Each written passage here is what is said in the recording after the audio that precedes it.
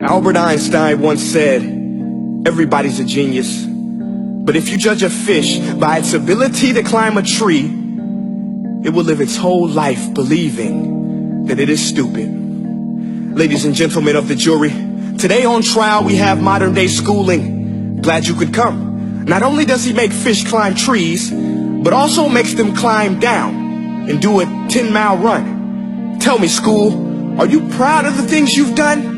Turning millions of people into robots, do you find that fun? Do you realize how many kids relate to that fish swimming upstream in class, never finding their gifts, thinking they are stupid, believing they are useless? Well, the time has come, no more excuses. I call school to the stand and accuse him of killing creativity, individuality, and being intellectually abusive.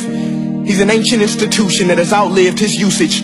So, Your Honor, this concludes my opening statement, and if I may present the evidence of my case, I will prove it. Proceed. Exhibit A. Here's a modern day phone. Recognize it? Here's a phone from 150 years ago. Big difference, right?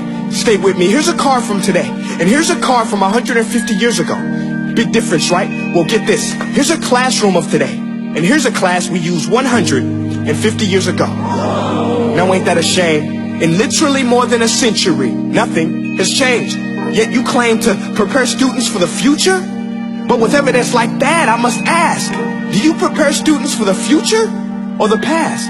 I did a background check on you and let the record show that you were made to train people to work in factories, which explains why you put students in straight rows, nice and neat, tell them sit still, raise your hand if you want to speak, give them a short break to eat, and for 8 hours a day tell them what to think. Oh, and make them compete to get an A letter which determines product quality, hence grade A of meat. I get it. Back then, times were different. We all have a past. I myself am no Gandhi. But today, we don't need to make robots zombies. The world has progressed. And now we need people who think creatively, innovatively, critically, independently, with the ability to connect. See, every scientist will tell you that no two brains are the same. And every parent with 2 or more children will confirm that claim. So please explain why you treat students like cookie cutter frames or snapback hats, giving them this one-size-fits-all crap. Watch your language. Sorry, Your Honor, but if a doctor prescribed the exact same medicine to all of his patients, the results will be tragic. So many people would get sick, yet when it comes to school, this is exactly what happens, this educational malpractice, where one teacher stands in front of 20 kids, each one having different strengths, different needs, different gifts, different dreams, and you teach the same thing the same way? That's horrific. Ladies and gentlemen, the defendant should not be acquitted. This may be one of the worst criminal offenses ever to be committed. And let's mention the way you treat your employees. Objection. Overruled. I want to hear this. It's a shame. I mean, teachers have the most important job on the planet, yet they're underpaid? No wonder so many students are short-changed. Let's be honest. Teachers should earn just as much as doctors, because a doctor can do heart surgery and save the life of a kid. But a great teacher can reach the heart of that kid and allow him to truly live. See, teachers are heroes that often get blamed, but they're not the problem. They work in a system without many options or rights. Curriculums are created by policymakers, most of which have never taught a day in their life. Just obsessed with standardized tests. They think bubbling in a multiple choice question will determine success. That's outlandish.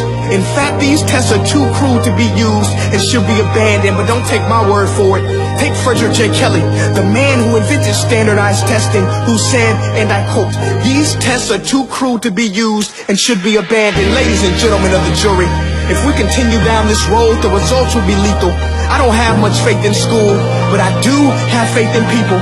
And if we can customize healthcare, cars, and Facebook pages, then it is our duty to do the same for education, to upgrade and change and do away with school spirit, because that's useless. Unless we're working to bring the spirit out of each and every student, that should be our task. No more Common Core. Instead, let's reach the core of every heart in every class. Sure, math is important, but no more than art or dance. Let's give every gift an equal chance. I know this sounds like a dream, but countries like Finland are doing impressive things. They have shorter school days, teachers make a decent wage, homework is non-existent, and they focus on collaboration instead of competition. But here's the kicker, boys and girls.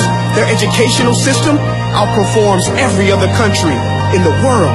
Other places like Singapore are succeeding rapidly. Schools like Montessori, programs like Khan Academy. There is no single solution, but let's get moving. Because while students may be 20% of our population, they are 100% of our future. So let's attend to their dreams, and there's no telling what we can achieve. This is a world in which I believe, a world where fish are no longer forced to climb trees. I'll rest my case.